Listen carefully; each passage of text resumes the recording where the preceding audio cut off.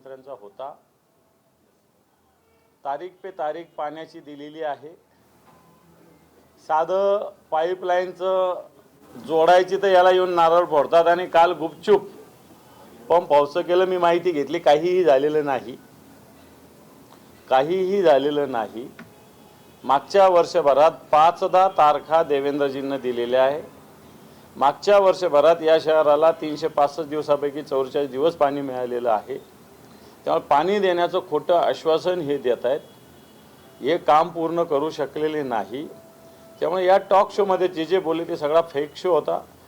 Connectivity विषयी बोलले, इथले सगळे विमान बंद झालेले आहे। बेंगलोरचं बंद झालं, अहमदाबादचं बंद झालं, हैदराबादचं बंद झालं। उदयपूरची मागणी करतो। मुंबईला आणि दिल्लीला जे मोठ्या मुश्किलीनं चालतात, 710 वाजता जातात, 2 दिवसाला 3 दिवसाला जातात। अशा पद्धतीनं मला असं वाटतं नुसता फेक शो झाला। मी नागपूरचा आणि पुण्याचाही बघितला, फक्त नाव बदललेलं शहराचं, बाकी कंटेंट सेम होता। प्रश्न विचारणारे त्यांचेच होते, उत्तरं देणारे ते होते, जे प्रश्न विचारणारे होते ते होते कोण? त्यांना काय शहराच्या प्रश्नाची जाणीव? खरं तर तुमच्यापैकी एखाद्या पत्रकाराला प्रश्न विचारायला सांगायला पाहिजे होतं। त्याच्यामुळे हा फेक शो होता। गुंतवणुकीविषयी सुद्धा ज्या घोषणा केलेल्या चुकीच्या, उलट इथला एक बिडकींचा प्रोजेक्ट मेडिकलचा हा गुजरातला या सरकारच्या काळात गेलेला आहे। मुंबईत जन्माला येऊन म्हातारे झाले तरी तुम्हाला विकास झाला नाही।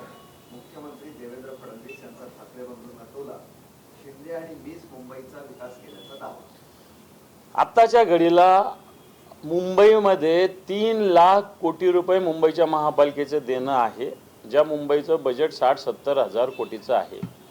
ह्या 3-4 वर्षात यांनी मुंबई लूटलेली, अक्षरशः फडणवीस आणि शिंदेंनी मुंबई लूटलेली आहे मागच्या 3-3.5 वर्षामध्ये। एवढंच नव्हे, रुटीनचं सोडा, डिपॉझिट सुद्धा मोडावं लागलेलं आहे यांना 92,000-93,000 कोटीचं। त्यामुळे हे काय मुंबईचा विकास करणार? मुंबई लुटली यांनी मागच्या 3-4 वर्षात। यांच्या हातात थोडासा कारभार होता तर यांनी लूट केलेली मुंबईची। मला असं वाटतं मुंबई सुरक्षित ठाकरे बंधूंच्याच हातात राहील। मुंबईत भाजपच्या कार्यकर्त्यांकडून घोषणाबाजी, 50 खोके एकदम पेरलं ते उगवत असतं, यांनीच पेरलेलं, यांच्या समोर ते उगवलेलं आहे। 50 खोके एकदम ओके ही घोषणा आम्ही देत होतो, आता भारतीय जनता पार्टी देते। मधल्या काळामध्ये आमचे मराठवाड्यातल्या हिंगोलीच्या आमदारांनी सुद्धा हीच घोषणा शिंदे गटाविषयी दिली होती, 50 खोके एकदम ओके। आता सुद्धा खोके शिवाय दुसरं कोणतंच काम चालू नाही। तुम्ही ट्विट केलंय परळीत शिंदे सेना आणि एमआयएमची युती झाली, काय नक्की सांगा? परळीमध्ये जो गट नगरसेवकाचा फॉर्मेशन केलेला आहे, एमआयएम शिंदेचा गट आणि राष्ट्रवादी अजितदादाचा गट असा एकत्र आहे। ह्यात शिंदेंना राष्ट्रवादी चालत नव्हती, ती त्यांच्या मांडीला मांडी बसून होती। ह्या शिंदेंचे लोक एमआयएम विषयी किंवा मुसलमानाविषयी बोलतात, हे त्यांच्याबरोबर सोबत आलेले। मला असं वाटतं दिखाऊपणा, ढोंगी धर्मवाद अशा पद्धतीनं शिंदे गट याच्यामध्ये निर्माण करू पाहतो, हे मी त्या परळीच्या माध्यमातून जनतेसमोर आणू इच्छितो। प्रत्येक विधान मुख्यमंत्र्यांचं स्लोगन आहे ना, ना खान ना बाण, आता फक्त भगव्याची शान।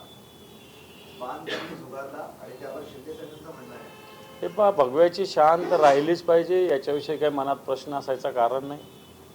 परंतु भगव्याची शान असताना मला असं वाटतं ही शान कशा पद्धतीनं असावी, हे शहर कशा पद्धतीनं असावं, शहर कसं विकसित असावं, शहराचा चेहरामोहरा कसा बदलावा, तरच त्या भगव्याची शान आहे। जर हे आपण करूच शकलो नाही, नुसतं भगवा फडकत बसलं तर याला कोणताही अर्थ नाही। मला असं वाटतं एक समृद्ध, सुरक्षित, विकसित जर शहर निर्माण झालं तर भगव्याची शान आहे, आणि मला वाटतं ती निर्माण करण्याचा आमचा पूर्णपणे प्रयत्न आहे। पण त्यांच्या बोलण्यात असं दिसलं, खानही नको आणि बाणही नको, बाण हा शिवसेनेकडे, आता फक्त भगव्याची शान म्हणजे त्यांनी फक्त भाजपला प्रपोज केलंय। भाजप हिंदुत्ववादी असं कोण म्हणतं? ढोंगी हिंदुत्ववाद आहे भारतीय जनता पार्टीचा। भारतीय जनता पार्टीचा ढोंगी हिंदुत्ववाद आहे, एवढंच मी सांगतो।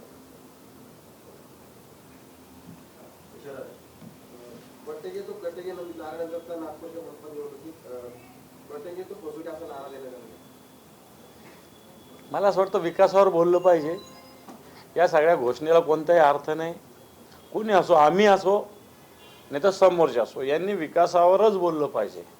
उगाच ह्या घोषणा करून करून करून लोकांना वेगळ्या दिशेने नेणं, लोकांचं मध्ये विष पेरणं मनात, मला असं वाटतं हे आम्हाला मान्य नाही. या घोषणेला कोणताही अर्थ नाही. या घोषणेतून काही होत नसतं, जात नसतं.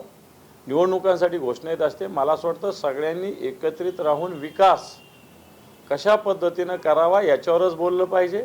या रिकाम्या घोषणेवर कोणी लक्ष दिलं नाही पाहिजे. गरज पडली तर अपोजिशनमध्ये राहू, सत्तेच्या बाहेर राहू, मात्र एमआयएम सोबत कधीच येणार नाही असं फडणवीसांचं वक्तव्य होतं. मला असं वाटतं खोटारडेपणा भारतीय जनता पार्टीच्या 5वीला पुजलेला आहे. परवा अकोटमध्ये एमआयएम सोबत होते ते, आता मीरा भाईंदरमध्ये एमआयएम सोबत आहे. आणि त्याच्यामुळे खोट्या गोष्टी भारतीय जनता पार्टी सांगण्यात पटायते, करत नाही ते फक्त. त्याच्यामुळं एमआयएम म्हणजे काय, त्यांच्यासाठीच काम करते. एमआयएम नसेल तर एमआयएमच्यातले काही लोक पकडून भारतीय जनता पार्टीसाठी काम करतात. हे या संभाजीनगरात पण आहे, मुंबईत पण आहे, महाराष्ट्रात पण आहे. तुमच्या परळीतल्या एमआयएम युतीच्या ट्विटवर संजय शिरसाट असं म्हणतायत की दानवेंना काही माहीत नाही, सकाळी उठतात, ट्विट करतात आणि दुसरे संजय राऊत बनण्याचा ते प्रयत्न करतात. जे झालेलं ते तुमच्या समोर आहे. कलेक्टरला विचारा तिथल्या. उदय सामंत असं म्हणाले की बेस्ट निवडणुकीत 2000 मते मिळवता आले नाही आणि मुंबई तोडण्याची भाषा आली म्हणजे मुंबई महापालिका निवडणूक जवळ आली. हे असत्य आहे. उदय सामंतांनी सांगावं. मुंबईचं हिरे बाजार, सुरतनालेला, मुंबईचे अनेक केंद्रीय कार्यालय दिल्ली किंवा सुरतला किंवा अहमदाबादला नेली गेली. मुंबईला सगळ्या फायनल मॅचेस होत होत्या वानखेडे स्टेडियमवर. आता वल्लभभाई पटेलांचं नाव मिटवून मोदीचं नाव केलं, त्या स्टेडियमवर होतात. हा काय प्रकार आहे? हा प्रकार काय, जरा उदयजी सामंत साहेब यांनी सांगावं. नितेश राणे असं म्हटले की मूळ ठाकरे कुटुंब महाराष्ट्राचं आहे का, सवाल निर्माण केला. आता हाच नेपाळचा आहे का काय, काय माहित नाही आपल्याला.